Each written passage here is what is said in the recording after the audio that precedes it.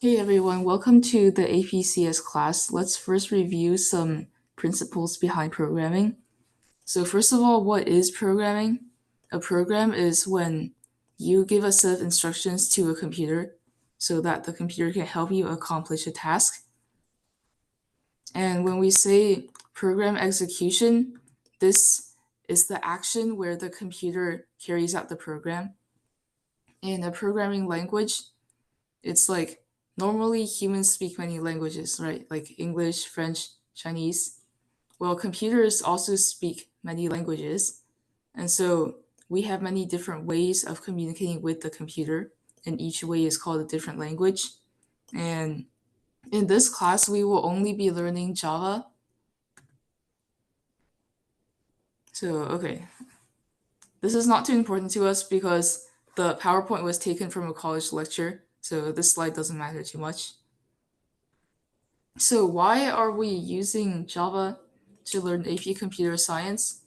Because, so remember back when you guys were learning Python, I said, oh, beginners start with Python because the syntax is kind of similar to English.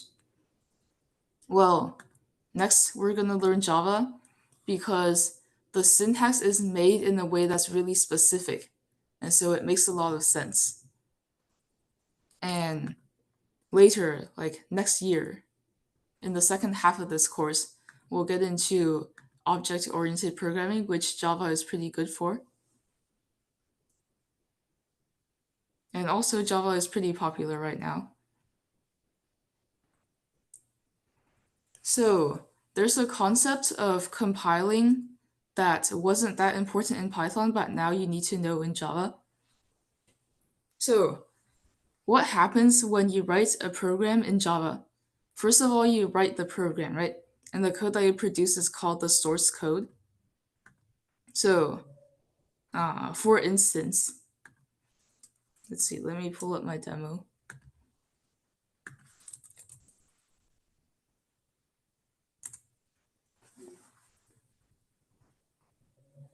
Okay, later on I'll teach you how to make an account here.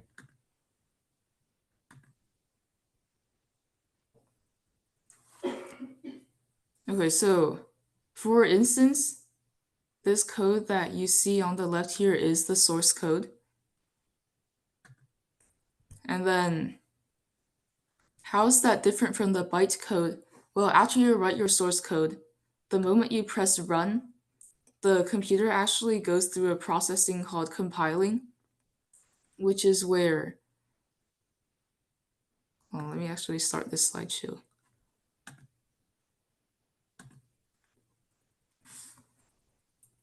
So you have your source code file, which is written in English characters and symbols. And then the computer goes through a process of compiling, which translates this source code into a bunch of ones and zeros. I'll just write 2 or 3 so that you guys get the idea. Why is this translation step necessary? Because the computer actually cannot immediately read the code that you're writing in English. The computer can only process a bunch of ones and zeros, but there are different programs built on these foundations that help to translate your source code into the ones and zeros. And that translating is called compiling. And then after the translation is complete, then when the computer runs your code, it's actually reading the bytecode file. And even though you can't tell that from looking at the output. So why do we need to know the distinction between compiling and running? Because later on, sometimes your program will run into different problems. Some problems are called compiling errors and they happen in the compiling steps. And others are runtime errors, which happens after compiling, but when you try to run the code. Okay, before we get into this, I'm going to teach you guys how to make an account on Replit.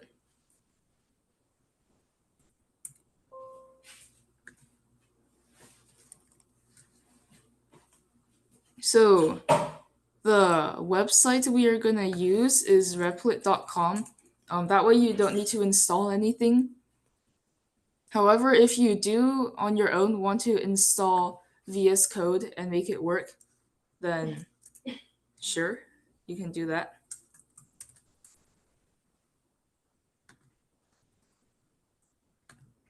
So the link I'm putting in the chat right now takes you to the homepage of Replit.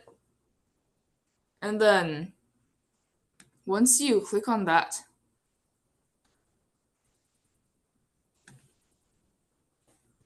okay, this is not exactly the homepage that you see here because I've already logged in, but you are gonna, oh, actually, let me log out to show you guys the logging in process again. Okay, so here we are at the homepage of Replit. And then you guys will click sign up for free. It's completely free, no free trial, just free. And then log in whichever way works for you.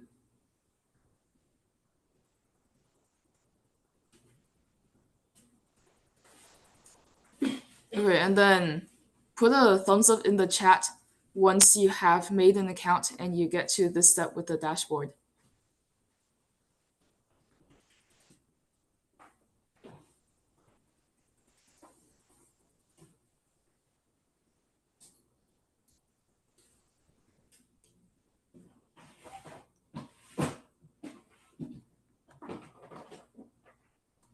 And also, like, if you need help, something's not working, just unmute or raise your hand.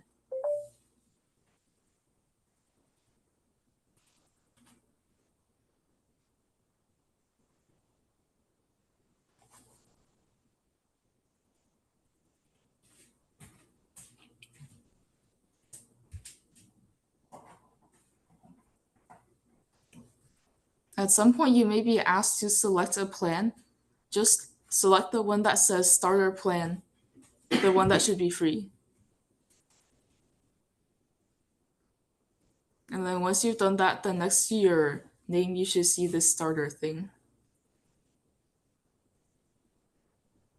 Yeah, Ethan, so just create an account at Replit here. Let me send the link again. Yeah, so go to this, which is the Replit homepage, and then sign up.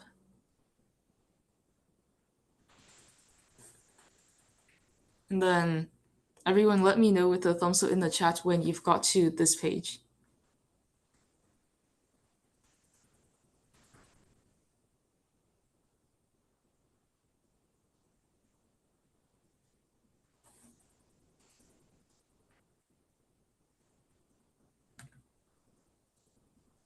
Okay, while you guys do that, I'm actually going to log into a different account.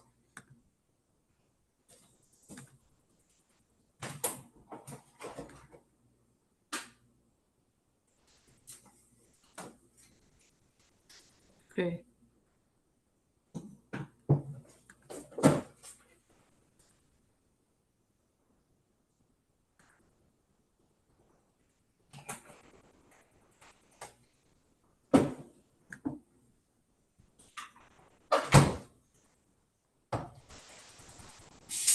So let me see. Okay, Sophia's done. If you get done early, feel free to click through any of the tutorials that pop up.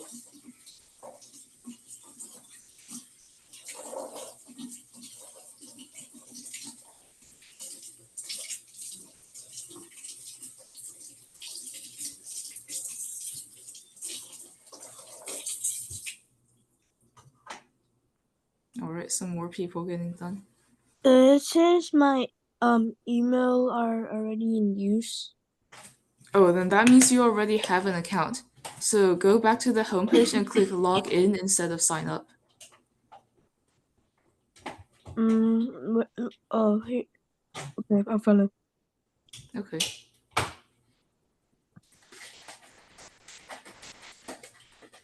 Is this invalid username or password? So you forgot your username and password. Is there a forgot password button? Yeah. Okay, try that. Or maybe if you're at home, you can ask your dad because he might know your password, right? No, it's not personal. Oh. Well, I don't really remember creating an account, but Okay, do you have any other email addresses that you can use to make a new account? is my school's okay? Yeah, that should work. Because here's the thing, if you have an account from before, you may need to make a new account anyway. Because I think Replit recently switched to this thing where every free account only gets to make 3 projects. So to do this class, I basically made a new account.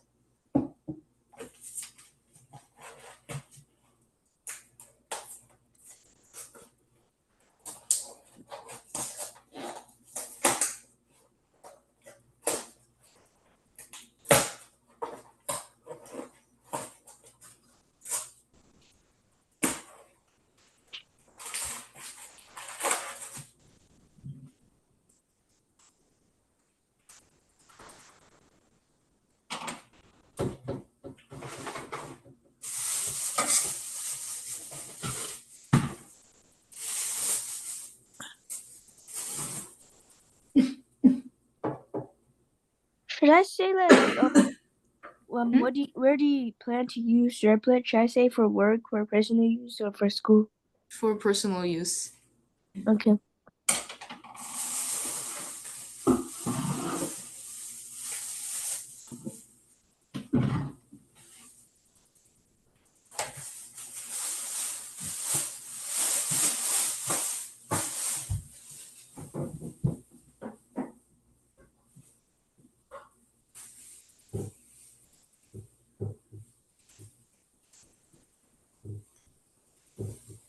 Okay, for those of us that are done, I'm going to go over how to create a project, which they call a REPL. And then later, when Joseph and Ethan get done, I can go over that again. So for those of us that are done, let's go over to the REPLs tab and then click on Create. And then where it says Templates, just type Java and then choose the one that says just Java. And then you'll notice that they automatically generate a title. You can rename that to whatever you like. And then leave everything else as it is. So once you're done, click on Create REPL. I'm not going to actually click it because I already have one set up for this class. But just click on Create REPL. And then clicking on that should take you to some page like this. And for now, don't touch any of the code that's already there. Although if you want, you can try clicking run and see what happens. So like I go to repos and then click a new folder or a new rep. Yeah, so go to hold on. Yeah, go to the second tab here and create a new REPL with the create button at the top right.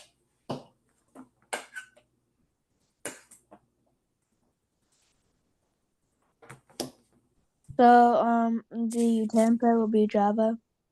Yeah. Just Java. Don't do the Java swing or any of those. Ethan, how are you doing? Are you done with making an account?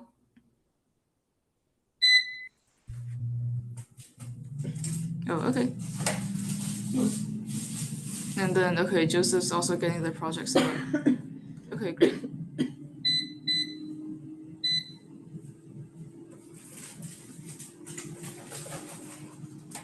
Okay, so once we set up a project, um, let's see, I'm going to have you guys run some code first, and then I will get to how it works. So I'm going to paste the program in the chat. And then Joseph, I assume you're almost done setting up the project. So I I'm pasted done. this program in the chat. Oh, okay, great. And it's just a very basic program that's going to print hello world. And you'll notice that there's a lot more extra setup involved than in Python, but I'll explain what all of that is in a moment. For now, just either copy this program from the chat or you can type it out if you want to start to get familiar with all this extra setup. And then the line that's actually running, as you might have guessed, is line 3, which prints hello world. While you guys get this set up, I'm going to see if I can make the text bigger.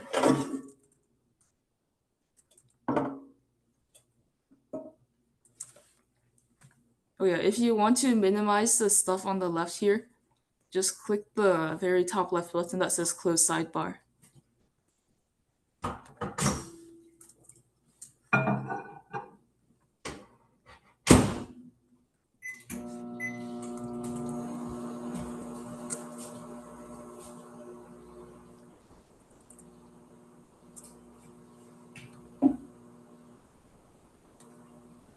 Okay, can anyone who's done copying down this code put a thumbs up in the chat?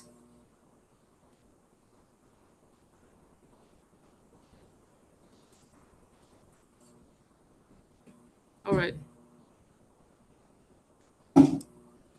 And then if you get done early, you can try printing different things. Like, oh, what happens if you print an empty string?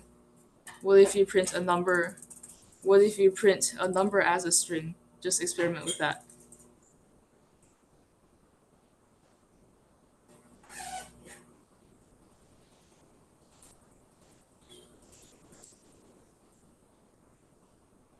Oops.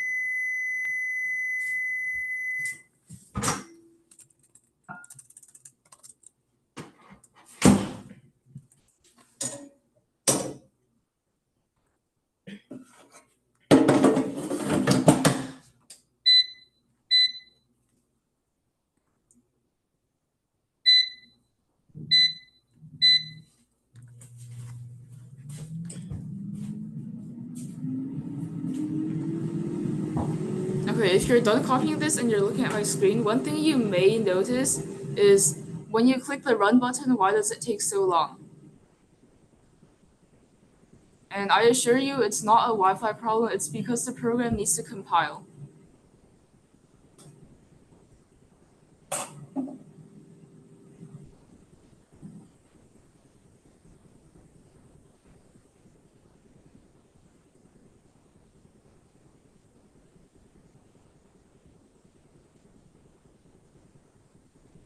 Okay, the rest of us can finish copying over this code later.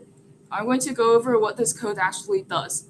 So, what are the main parts of a Java program? So, Java is set up in a way that every program has to be written inside a class. And so, for now, you don't need to worry too much about setting up a class, but just know that your whole program has to be put inside a class. And the way that works is just surround all of your code with this public class thing, which is going to start the class basically. So you have to write public, which means that other programs can access it if necessary, but we'll get into that more in the second semester.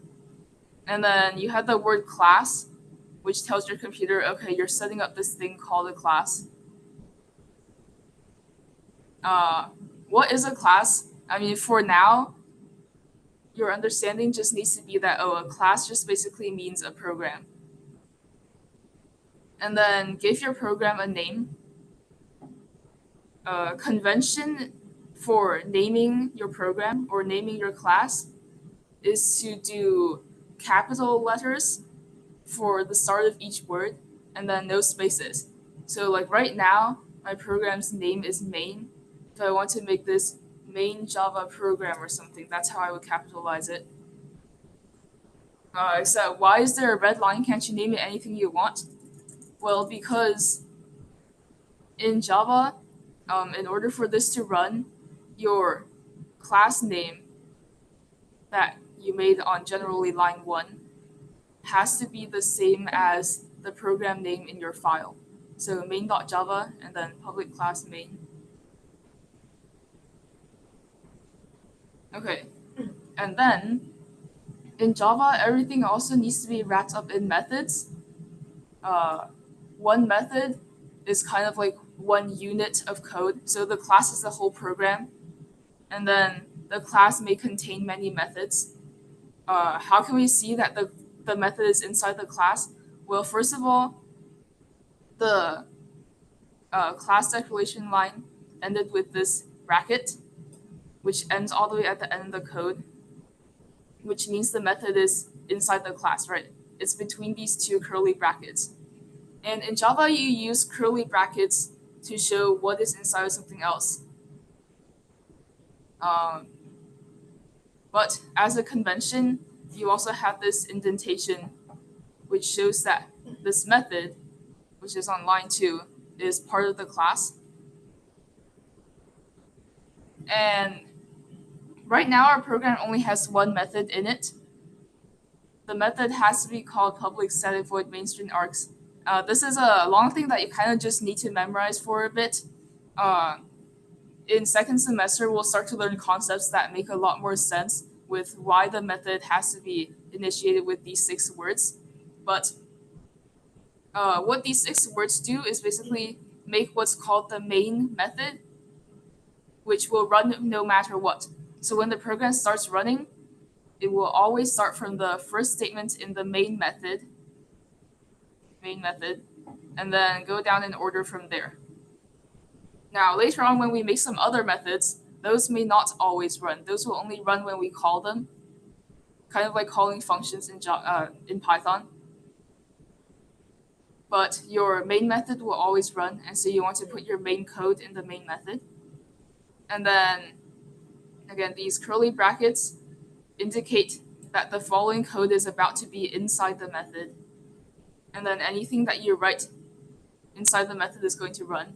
And notice that every statement, every command in Java ends with a semicolon, which Python programmers tend to miss if they're doing Java for the first time. So just be careful of that. Uh, so yeah, every line in Java basically either ends with opening a bracket, a semicolon, or closing a bracket. So aside from all this setup, inside the method, what we're actually doing is printing hello world.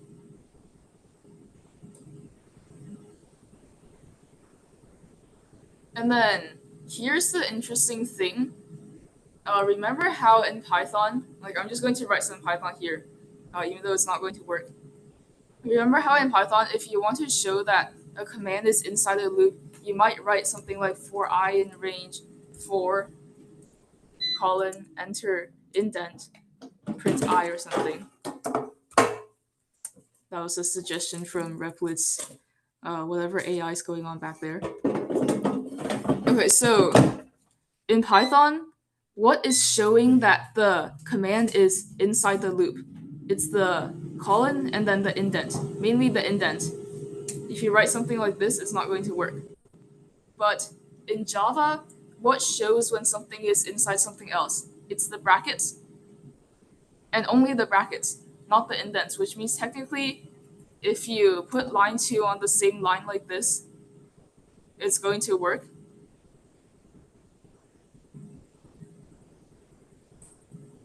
See, it runs just fine.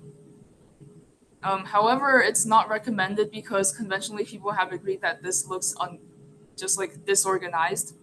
And so we still want to use indents just to make the code cleaner to look at.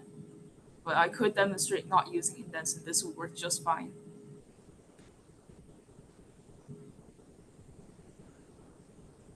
Yeah, but this looks pretty ugly, so don't write code like this.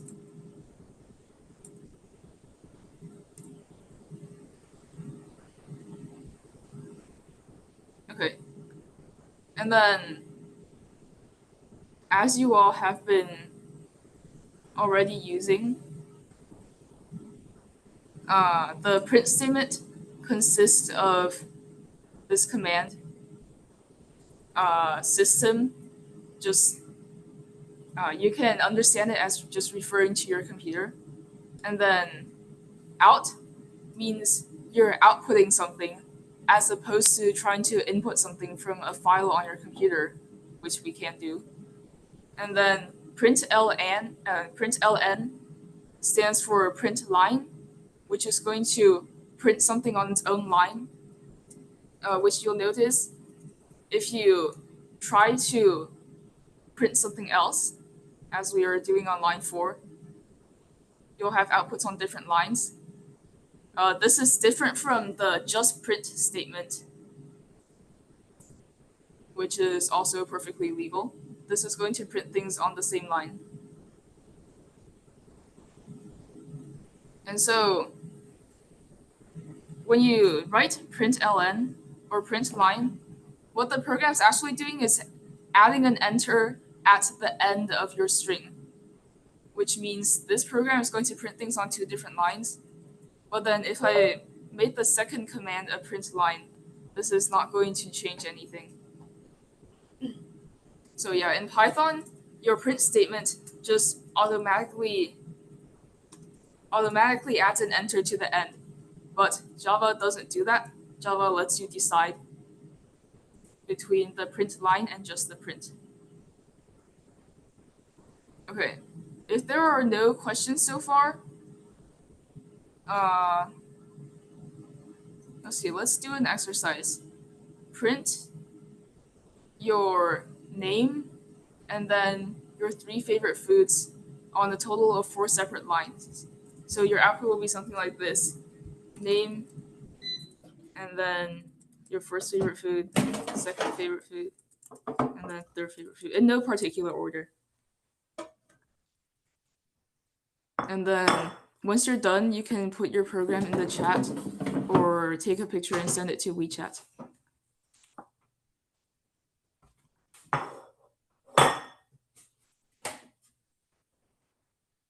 And it's up to you whether you want to use print line statements or print statements.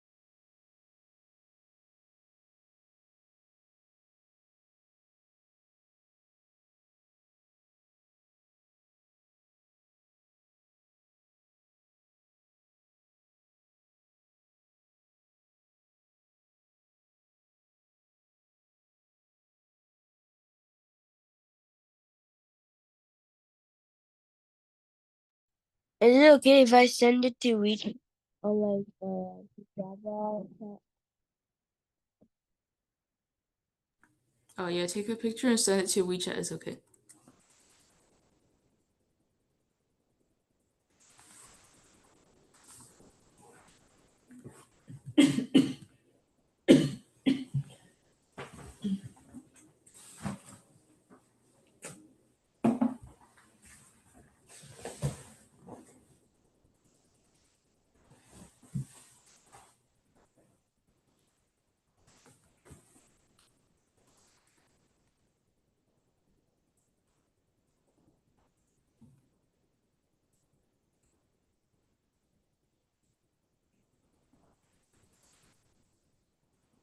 Do you want one?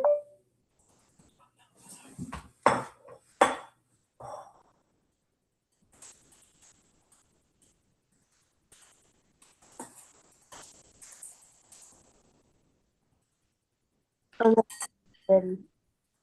Okay, I received it, thanks.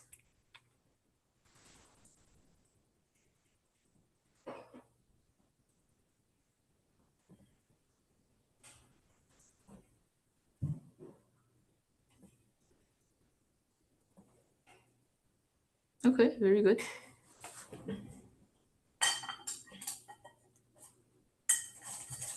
Okay, since this is kind of a small class, on most exercises, if we have time, I am going to wait for a submission from every student, just so that I can check on everyone, and like no one's gonna fall behind, because like I wouldn't want you to fall behind and feel stressed. Okay, I received it from Sophia.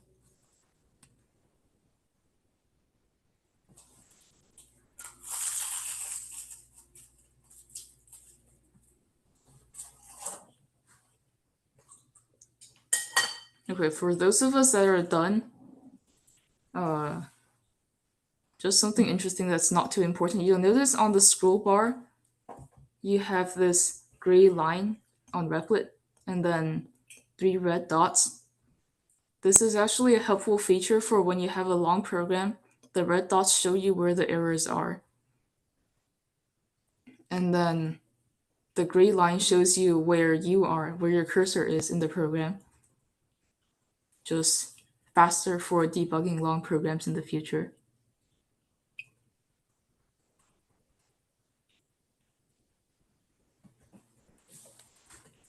And then why is food 2 not an error? I guess because it happens to be a Java keyword or something. I personally have never heard of it.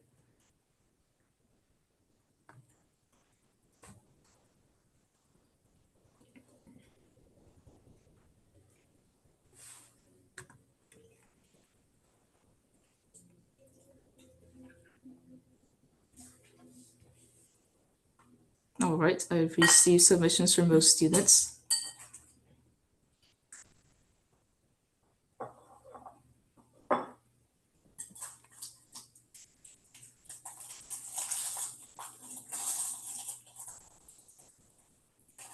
Uh, so question from Ethan, does the code make you capitalize specific words? Yes. So, let's see. System has to be capitalized, I believe. I mean, we can try not capitalizing it, see what happens. Okay, yeah, that's a red underline, which means that doesn't work. And then other words have to be not capitalized, like you can't capitalize out. And then string also has to be capitalized. The one thing that technically doesn't have to be is your class name or your program name because you're the one coming up with that name. So you could make this lowercase as long as you also make the file name lowercase, but just as a convention, you want your class names to be capitalized.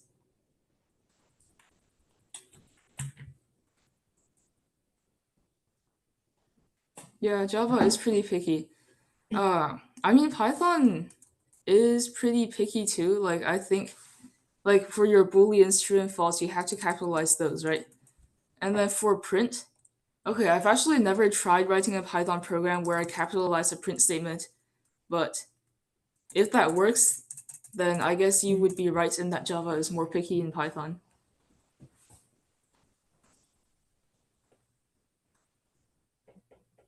Okay, everyone's doing great. So let's move on to the next thing.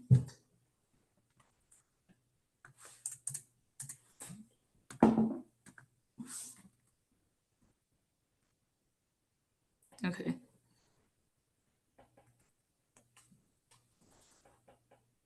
Uh, so the PowerPoint says that the print line statement is pronounced print lin, but me personally, I think print line makes more sense. Okay, so what you've been doing so far is printing text. It is possible to print numbers. Here I'm going to demonstrate printing some numbers.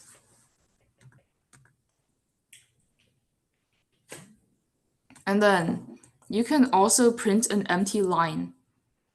How? So remember how the print line statement automatically adds an enter at the end of whatever you're printing. So if you don't print anything, like you try to print a nothing, then Java still automatically puts an enter at the end of this nothing. In other words, you're just printing an extra line.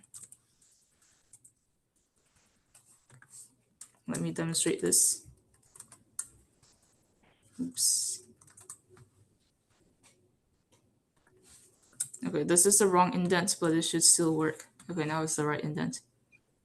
So an empty print line statement prints an extra line, which you sometimes might want to use for formatting and such. Okay, and then, yeah, we talked about this at the start. So your program's name being capitalized on each word, and then having the file having the same name.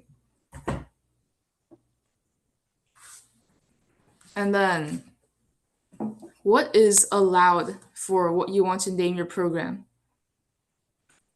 So your program name has to start with a letter, either uppercase or lowercase, or underscore or dollar symbol.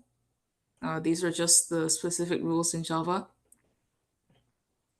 So, for instance, here's some examples of legal uh, program names and illegal program names.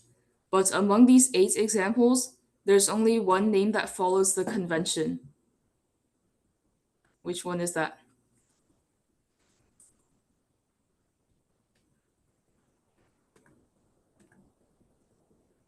Let's see if you guys are paying attention.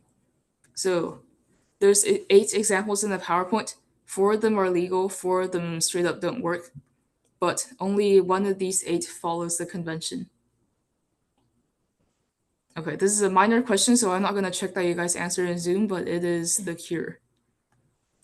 Because you have first letter capitalized, and then every word capitalized after that. Also, your class names are not allowed to be Java keywords. So the following is an incomplete list of all the keywords in Java, some of which you've already used, like the public, static, void, and then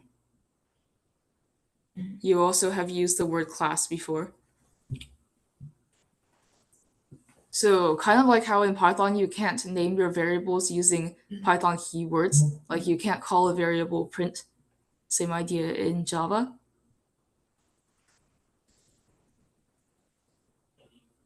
Okay, so from now on we will be talking about syntax, which is kind of like the punctuation and the ordering of the words in how you write your program, kind of like our grammar in English.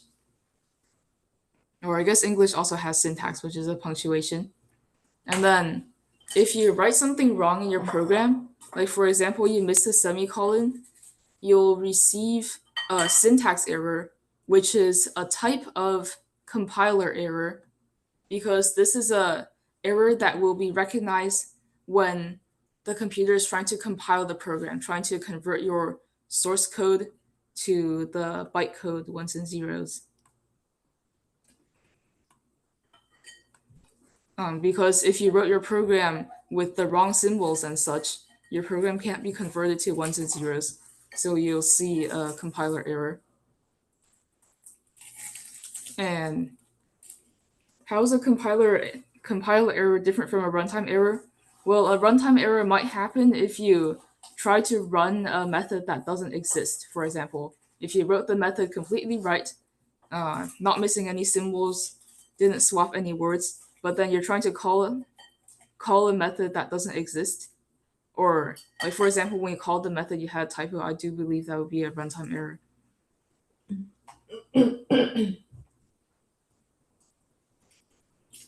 Okay, let's get into strings. So this is a review of data types. Java has some of the same data types. A string is any piece of text, and a piece of data is a string if it is surrounded in quotation marks. Now, in Java, a string cannot span multiple lines. Hold on.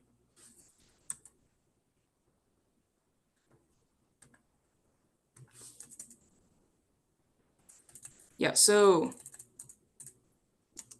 even though your commands themselves, you can kind of move around onto different lines.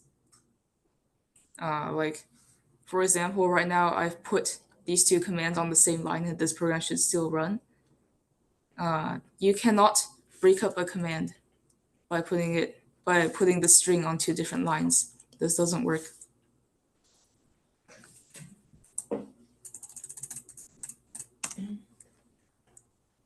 And then a string can't contain a quotation mark, although there's a way around that, which we'll learn later. Because the quotation marks are used to surround the string, right? But the way around that, if you do want to put a quotation mark in a string, is to use what are called escape sequences. So the sequence itself is this two-character thing that we're looking at. And the escape sequence starts with the backslash and is followed by a character, and combined together they have a special function. For example, if anywhere in your string you put, I'll just demonstrate this with one string.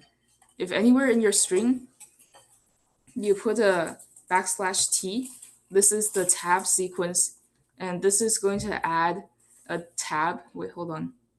Oh, I used the wrong slash. Backslash, not forward slash. This is going to add a tab, which is just a few more spaces at that place in your code. Uh, the escape sequence doesn't need to be surrounded by spaces to work. That is a pretty common misconception. You don't need spaces around your escape sequence. This should still work. And then the backslash n inserts a new line at that location in your string.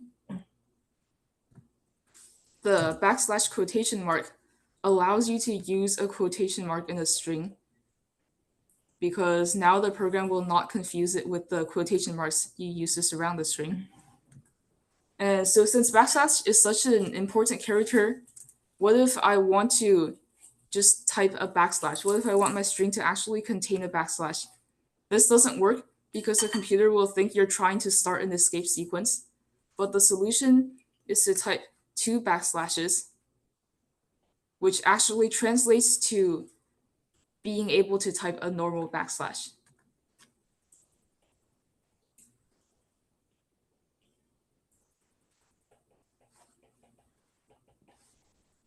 Okay, so now please work on these exercises.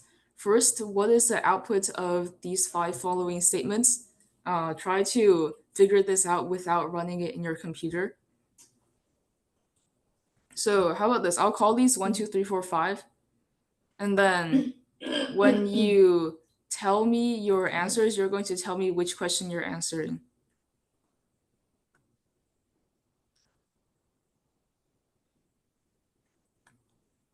And then once you are done with those, your task is to write one singular print line statement that produces this output. And remember what we were saying about how to write backslashes. You need an escape sequence. So as you may notice, your 4 backslashes in the code turn into only 2 in the output. Why? Because the first 2 is an escape sequence that forms 1 backslash, and same thing with the second 2. Okay, and for those of you sending answers on WeChat, you can either text me like the answer to question 1 is something, or you can if you want to take a picture, you can go to your program and just write the answer to question 1 is blah blah blah blah, and then just take a picture of this and send it to me.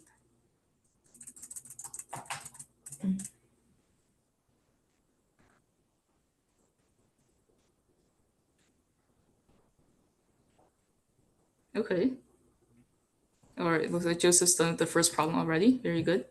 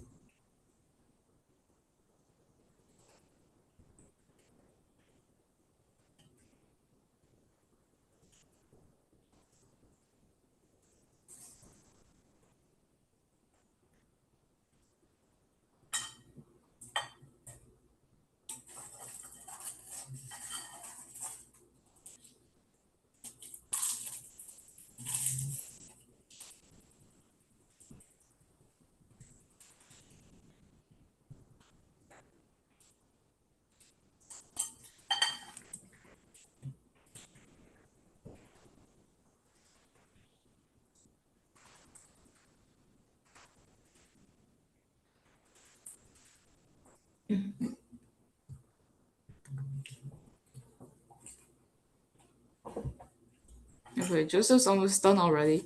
I assume some other people are writing out everything and then sending all that together. That's great too.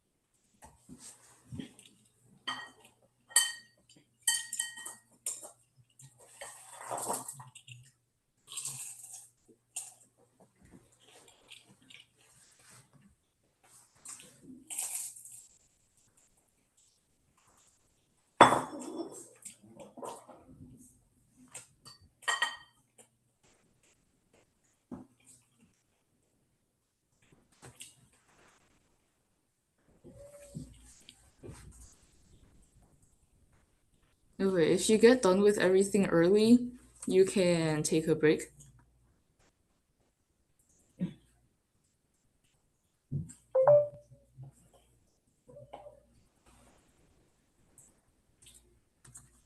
Okay, Sophia, I received your stuff in WeChat, taking a look at it right now.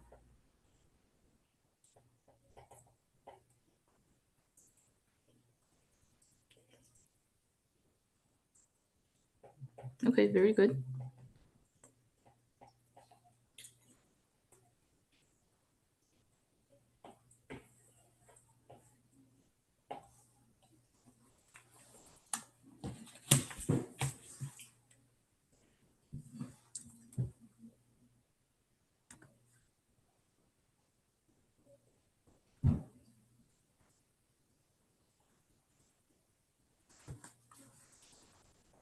Looks like they try to trick you with number 5, but nobody's getting tricked. Like, you might think this says in the downward spiral because your brain knows that the is a word, but actually T is forming part of the escape sequence. So it says in he downward spiral.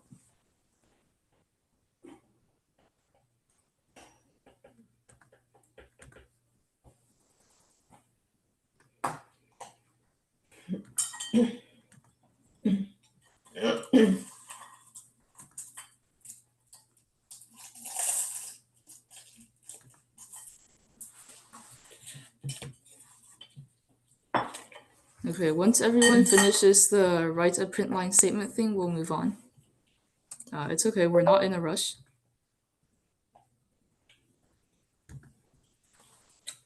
So you have plenty of time to run your program and make sure that it works. I'm done. Okay, just received from Joseph. Very good.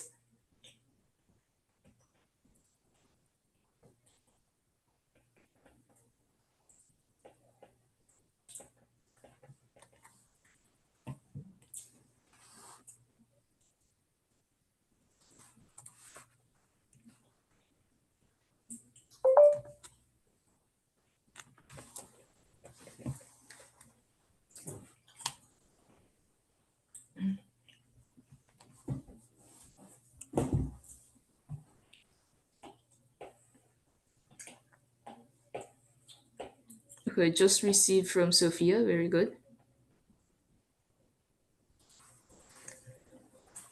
And then everyone who sent stuff in the chat, I'm also up to date on all of your messages.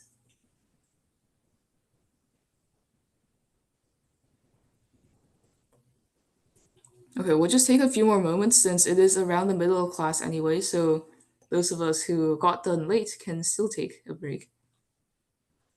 Well, I guess in that sense you're not late, you're just on time.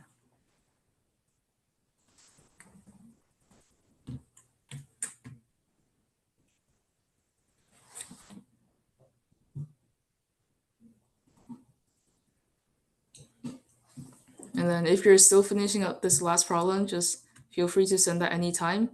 Or you can, during your break, you can experiment with printing some interesting patterns.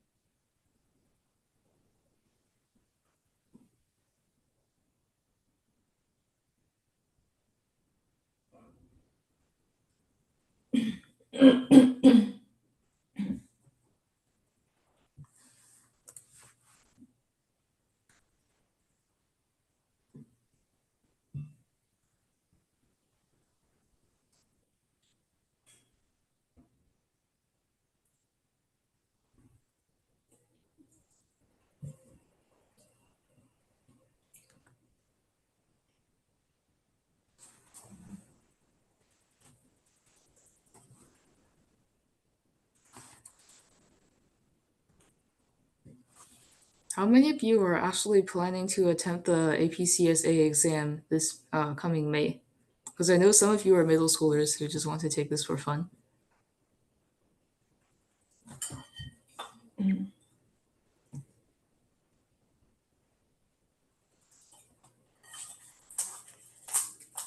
Sophia, aren't you in high school?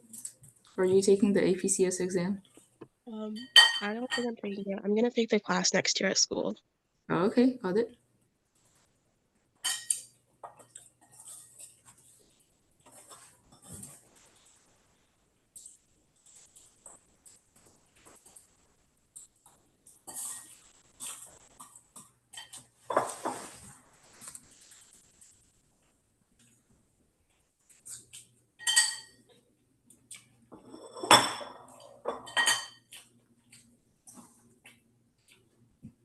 Yo-Yo, do you have the output for the last question? Like, what do you need to print? I don't think I may have missed it from you.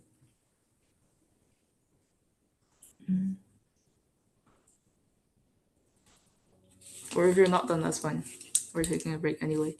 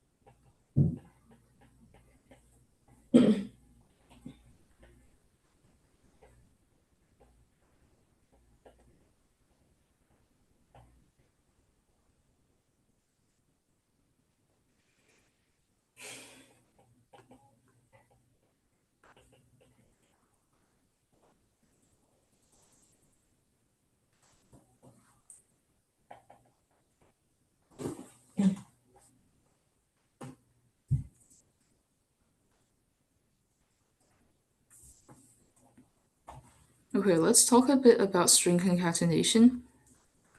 As you may have guessed, string concatenation works the same way as in Python. Oh, look, we got a suggestion already from the Replit AI agent. So you can simply use the plus symbol between two strings to combine them. Hold on, let me share my screen.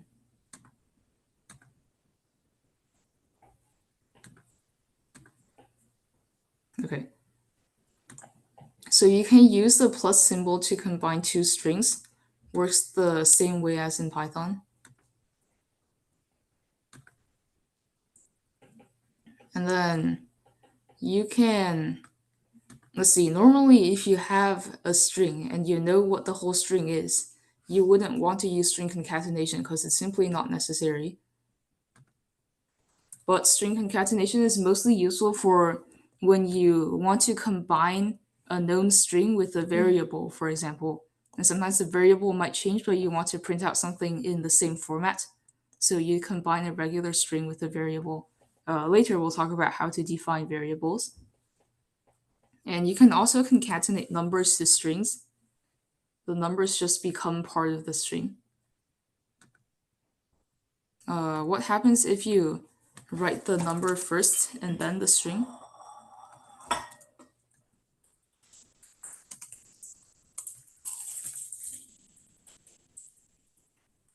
This works as well. You're basically just combining these two things into one long string.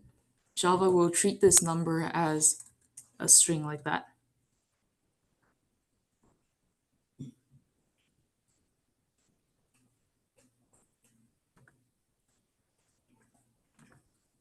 Okay, let's see. I do believe, oh yeah, let's go over the answers for the questions just to make sure everyone's on the same page. So, when you guys send over your answers in Zoom, sometimes the format gets a bit messed up, but I'll trust that everyone understood the questions. So for the first one, you have A, B, and C spaced really far apart because of the tabs. And for second one, you only produce two slashes. And then, yeah, most people got, I think everyone got all of these, right? And then for the printing question, the main point is just that one backward slash in a string cannot be printed because your computer will think you're trying to start an escape sequence. It'll get confused. So whenever you're trying to print a backward slash, you actually need to write two, and this becomes one. So this is why we always have twice as many backward slashes. Okay, so we actually have some more exercises, although I'm going to leave this to be your homework actually. And let's talk a bit about commenting. I'm going to switch to a different PowerPoint. Okay, so in order to comment, like remember how in Python you can use the hashtag symbol and then everything after that on the same line will become a comment. but then anything on a new line will be normal code again. Well, in Java, the double forward slash works the same way. So this group of two slashes works the exact same way as the hashtag symbol in Python. So you can put comments basically anywhere.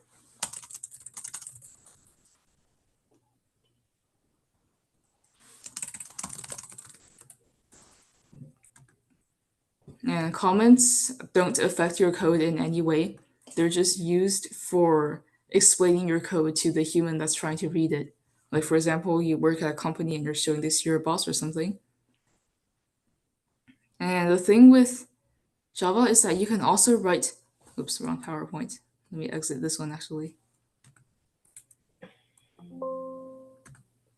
So in Java, you can also write multi-line comments,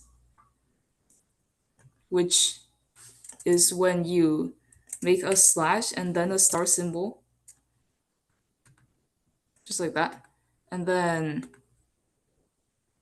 anything that you surround, let's see, to end a multi-line comment, you first have to make a star and a slash. And then anything that you surround between, anything that you surround between these two symbols is going to be part of a comment, even if you switch lines. But the convention is that if you are making a multi-line comment, then there's something you need to do with the subsequent lines that are not your line one. You want to kind of add a space and a star on each line. And then put your ending character on the next line such that all 5 stars line up. Now, obviously the second, third, and fourth stars don't do anything because they're just treated as part of the text in the comment. But since comments are for humans to look at, we want it to look kind of nice and pretty, which is why we do this.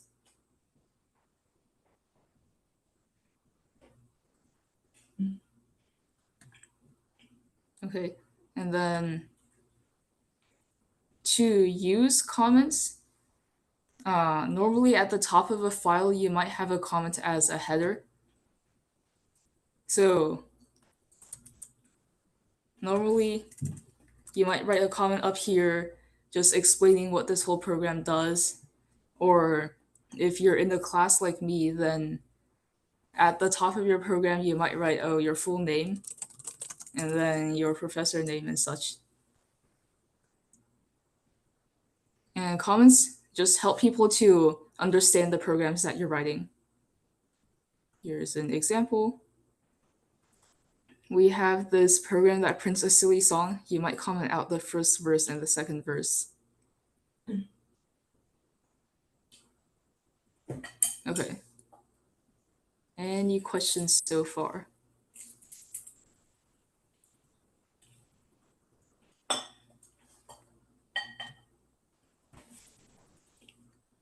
All right, in that case, so normally in the curriculum, they have you learn static methods next, but I believe for Python learners, it would make more sense to learn variables first. So let's go over the main data types in Java. You have your string. And in Java, whenever you're referring to the data type string, you always have to capitalize the S. And then you have your integers, which are called int officially. And then you have your floating point numbers, which in Java are called double. And then you also have your Boolean type values, which are called Boolean.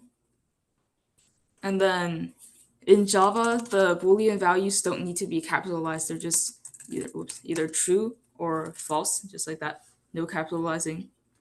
And then strings is anything surrounded in quotation marks.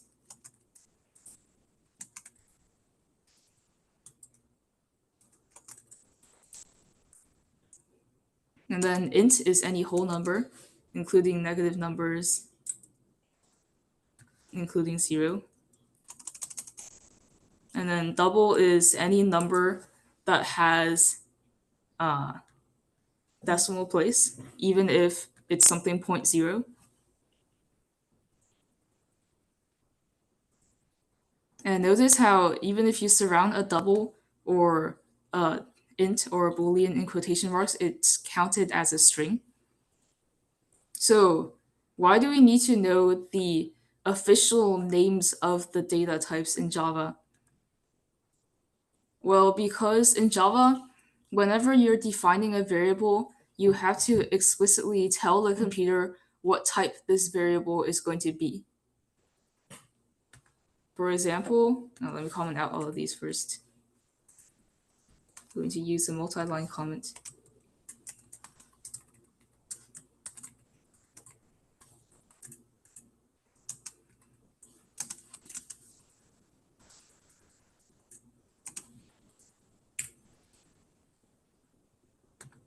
Okay, for example, if you want to define an integer variable called x that stores the value 1, this is how you would do it.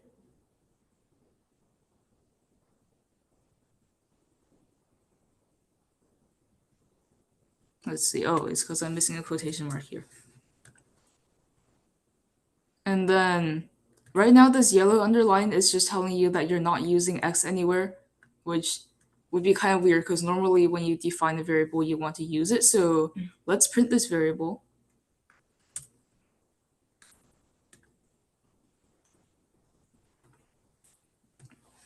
And then likewise, if you want to define a string variable, you have to say, oh, I am defining a string called str and its value is hello.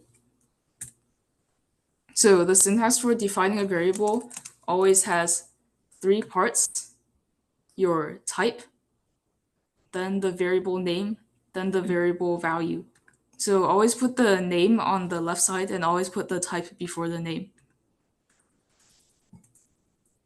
Now, when you are defining a variable, you have to say its type. But when you're redefining or changing, modifying a variable, you don't need to say its type again. For instance, if I want to change x to 2, this is a valid step because we already said before, we already told the program that x has type int.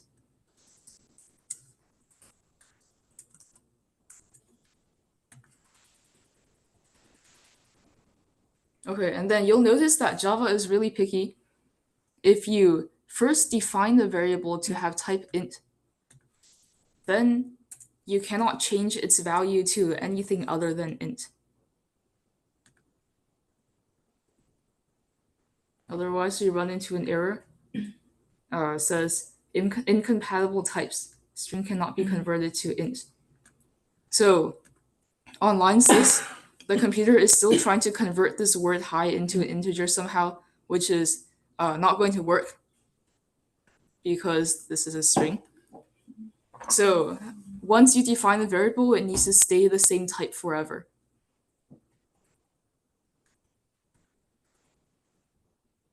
Okay, so remember all the way back in day 1 of Python, we did this exercise where you first make a variable, a string variable that stores somebody's name.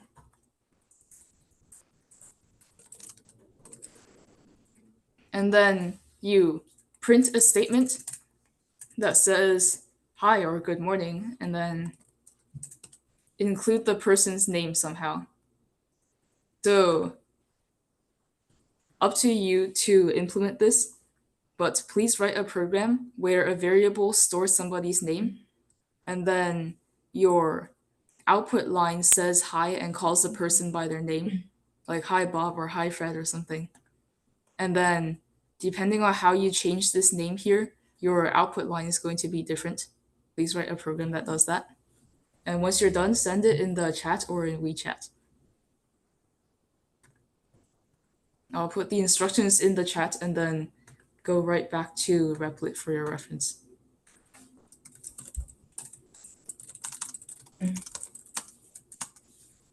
So write a program where a string type variable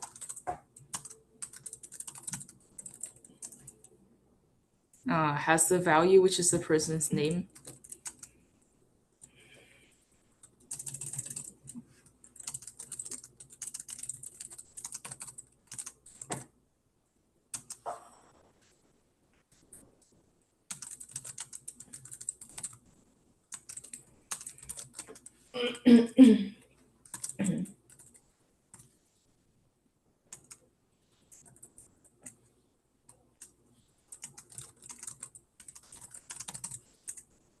Okay, there is your exercise, and then I'm gonna go back to Replit and just pause on this page.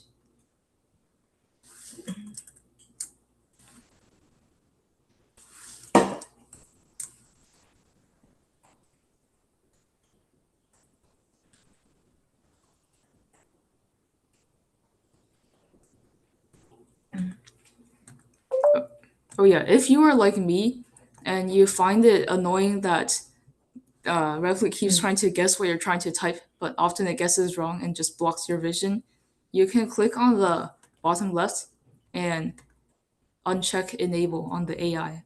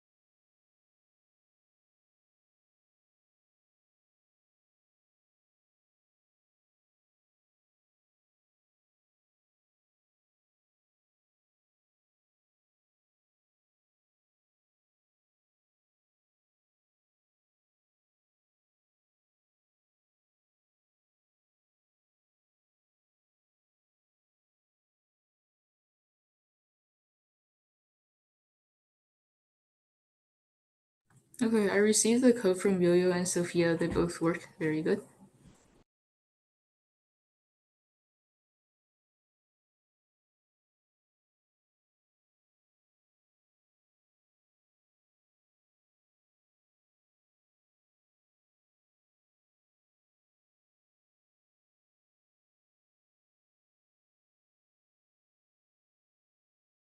Okay, also received the code from Lawson and Joseph.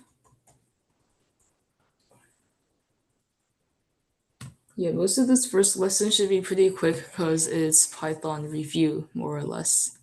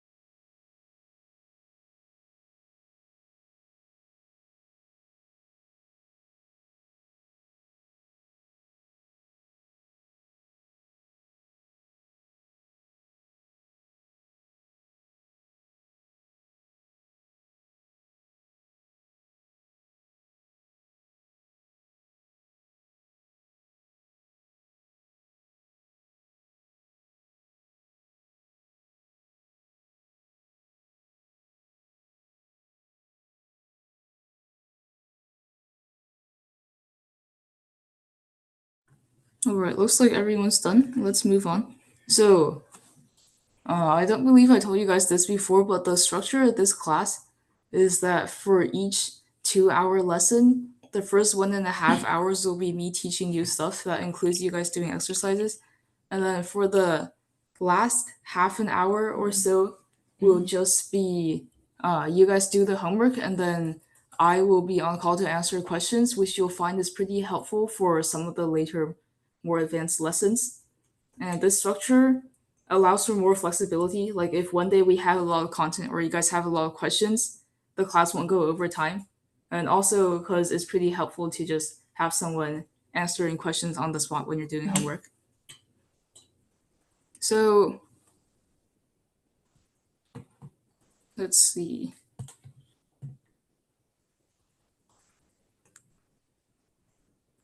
Okay. Today we are going to learn one more thing, which is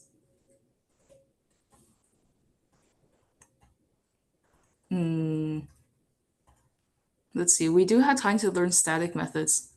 Today you'll have a bit less than half an hour to work because the concepts we covered were pretty simple, so I'm going to teach a bit more.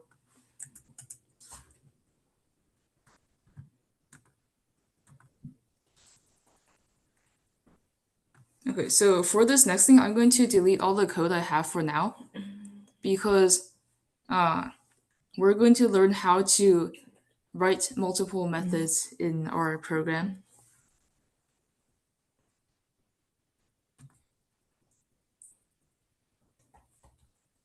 So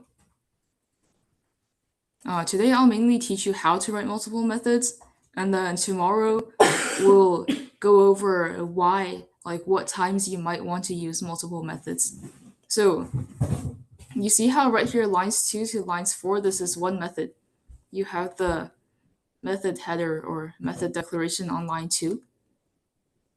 And then This method, called the main method, will automatically run no matter what. So you could add another method. Today, all of our methods are going to start with public static void. These are three keywords. Public means that the method can be accessed from anywhere. Static just kind of means like the method wouldn't be too dynamic based on your different inputs and such, and like different conditions of the program. We don't need to worry too much about the static part yet. And then void is the most important keyword. This keyword tells us the return type of a method.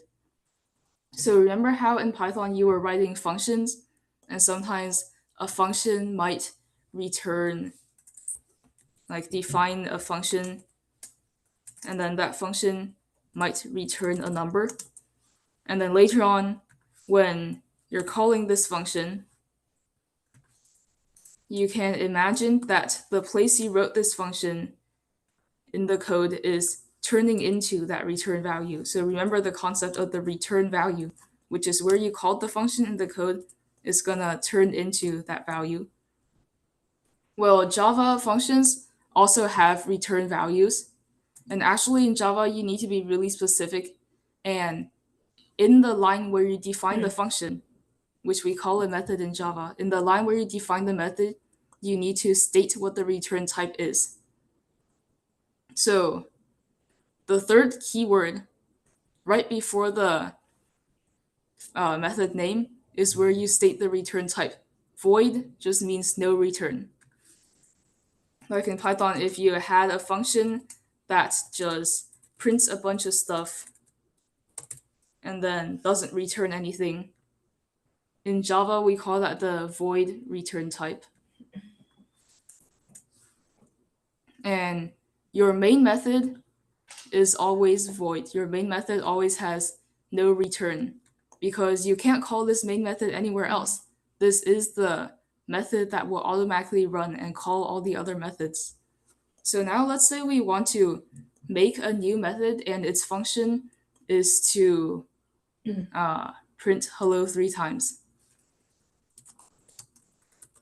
And then this second method is also going to have no return type because its work will be done through actions printing. Well, okay, we can't call this second method main again because if we did call the second method main, then the program would get confused now. It's supposed to run the main method automatically, but then the computer will look at this and go, which main method to run? So let's just call this method foo. And then remember how in Python when you were defining your functions, like for example, we had a function that prints 3 hellos. Then in your parentheses on the defining function line, you would write a variable that represents the input. Basically, you would write any input values inside the parentheses. Well, in Java, it's the same way, which is why you need a pair of parentheses right after the method name. Except for now, we'll only be writing methods with no inputs, so just put an empty pair of parentheses after the method name. And actually, let's call this method print 3 hellos. And the convention for naming methods is the same as the convention for naming a class, except in methods you don't capitalize the first letter. In the class name you do, everything else is the same. And then to start this method, let's put a pair of curly brackets. And then anything that we write inside these curly brackets will be a part of this method. So let's have this method print hello 3 times. We have not learned a loop yet, so let's just copy and paste for now.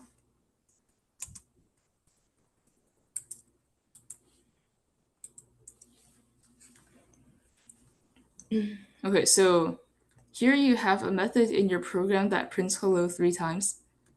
And then if you want to call this method, in Python, when you were calling a function, you could just go out into your program and randomly write your function call. And the line would then print 3 hellos. But in Java, you can't just write this anywhere in your program. You have to write this in your main method, because the main method is the only part of the program that runs automatically. So any other methods that you want to run, you have to call them in the main method.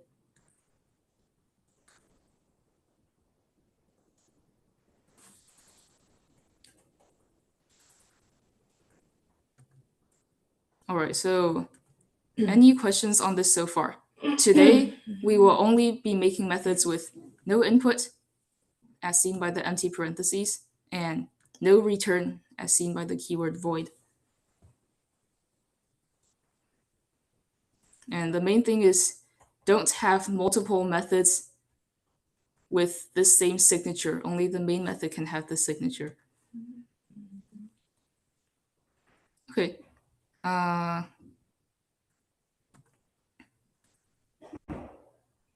Let's see. Now, your task, your exercise, is to. Okay, first let me add that sometimes you can define more methods.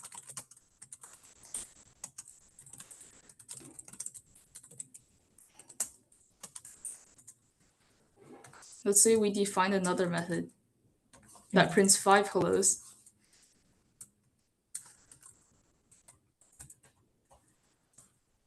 And then you are allowed to call a method inside another method.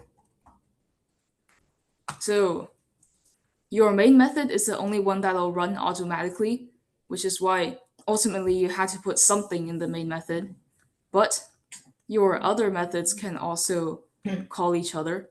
For example, if I want to write a method that prints 15 hellos,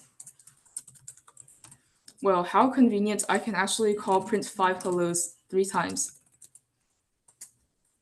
And each method call consists of just the method name, the empty pair of parentheses, and a semicolon.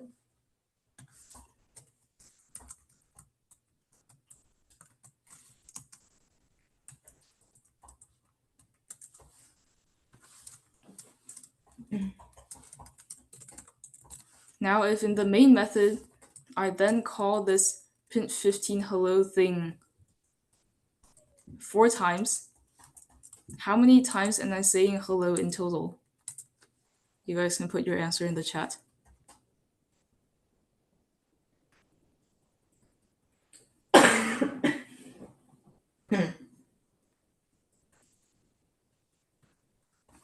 Right, how many times will I print hello if I have a method called print 5 hellos, which is being called 3 times? But then this 3 times method is then being called 4 times.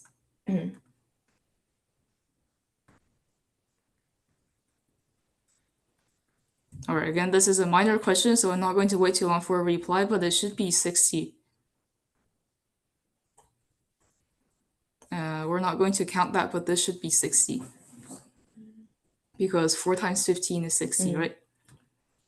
Okay, so for your task, you are going to print the word hello 100 times on 100 different lines, but see if you can use the methods calling each other strategy to make your entire program as few lines as possible.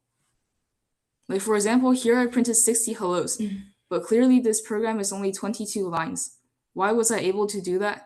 Because I kind of packaged things into methods and then I was able to do a little multiplication trick here.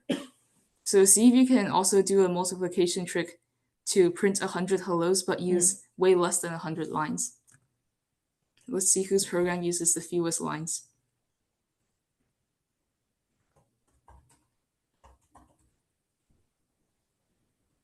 Okay, I can paste this entire thing in the chat for reference.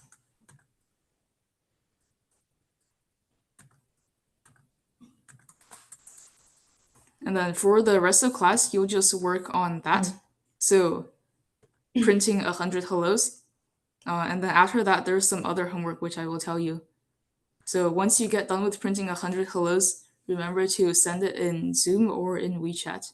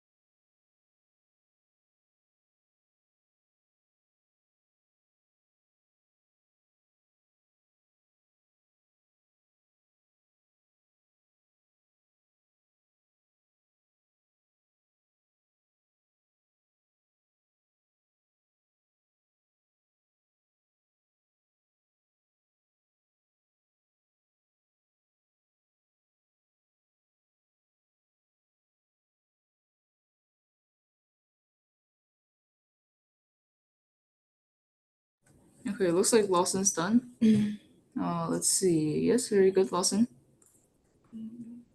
And okay, Lawson used 1, 2, 3, 4, 5, 6, and 8, 9, 10. Lawson used 21 lines, including the method signatures. Okay, that's okay. So Ethan, what we are doing is here, I'll put it in the chat. Your task is to print 100 hellos. And the way you do this is to use defining other methods and have methods calling each other and have the main method calling the smaller methods so that you can print 100 hellos in less than 100 lines of code. Here,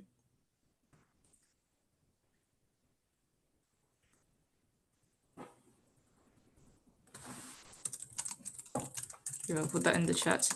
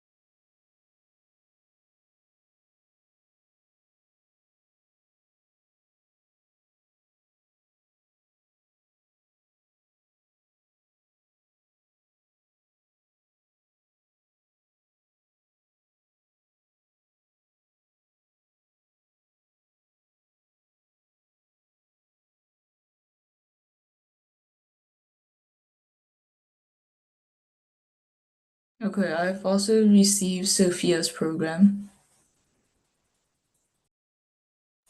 Looks like most of you decided to split this into 5s and 20s. I'll see if anyone does it a different way.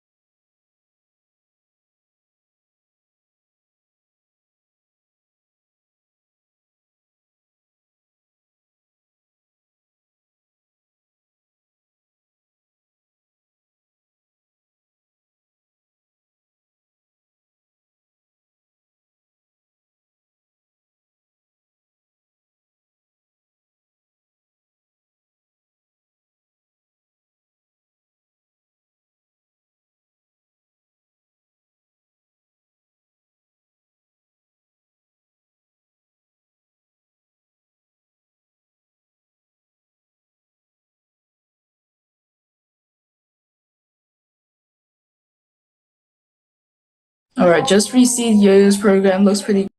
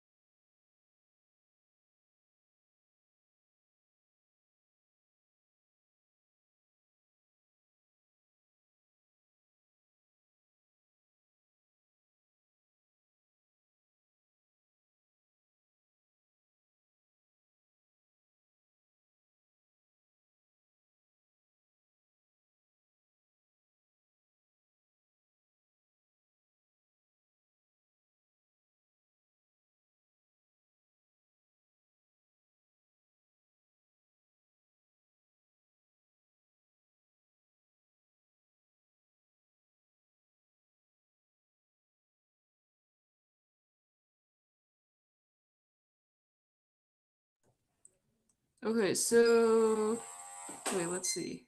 Whose is this? Okay, so Ethan, looking at your program, this does print a lot of hellos, but is it exactly 100? Let's see. I'm going to copy and paste Ethan's program over to my Replit, and then everyone else can keep working if you're not done. Hold on. My Zoom chat has a bit of a scrolling problem. Keeps teleporting up and down. All right.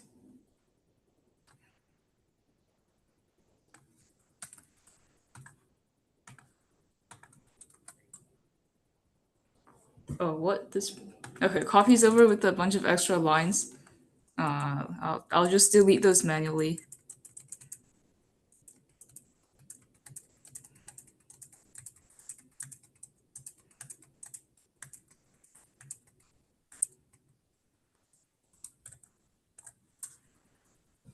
Okay, so we have Ethan's program here, and then so let's take a look. Your print hello method prints 10 times. So I'm just going to write a comment to jot that down. And then print a lot of hellos calls print hello twice. And so we're doing 10 and then another 10. So print a lot of hellos is going to print in total 10 plus 10 or 20 hellos.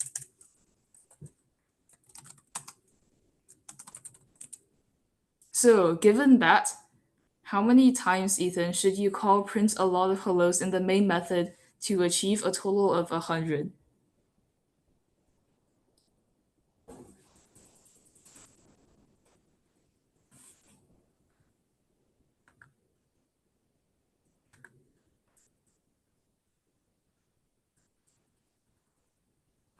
All right, nice. Yeah, I received your updated program.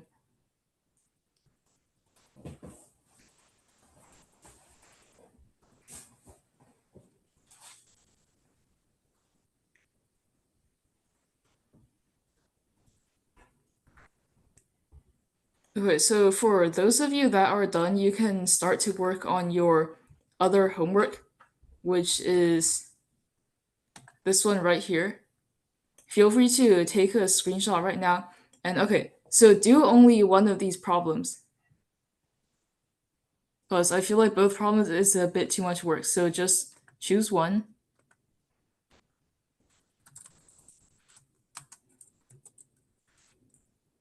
for your homework. And feel free to take a screenshot of this right now. I'll also take a picture and post it into WeChat. And again, if you're not done with the classwork of printing 100 hellos, feel free to finish that after class and send it to me anytime.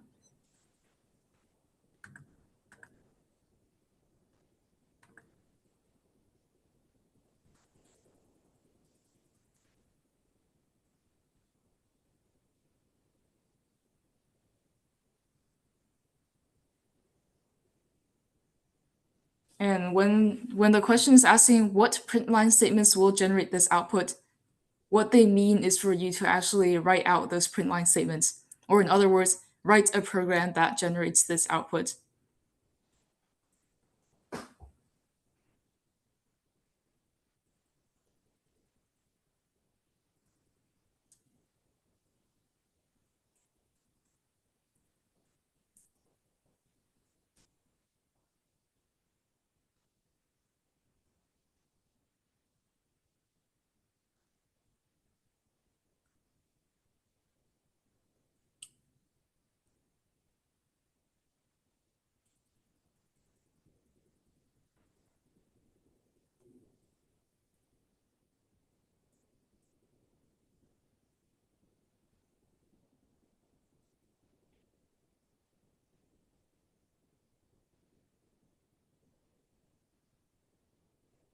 Okay, I'm also sending the homework in the WeChat. Just did that.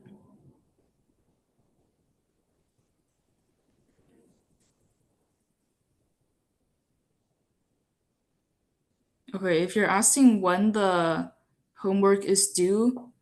It is due at the beginning of the next class, so tomorrow morning, and that includes the classwork if you're not done. Also, please send that over by the beginning of the next class. I do understand it is only one day, so if you have activities for the entire rest of the day, just let me know if there might be a problem with that.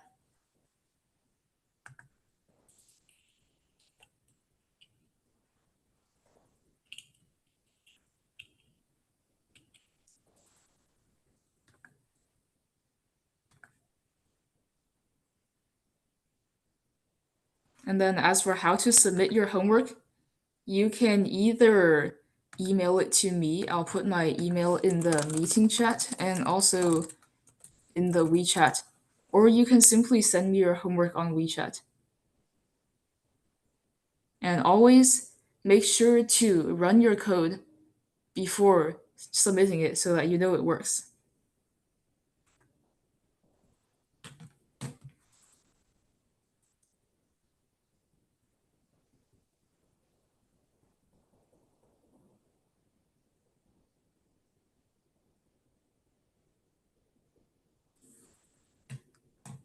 All right, so if there are no further questions, then that is it for the first class. Great job, everyone. Uh, okay, I mean, class is basically over, so I'm not gonna, as Lawson said, unfortunately, I cannot send the homework instructions in the chat. However, they are in WeChat, and also the recording will be in WeChat.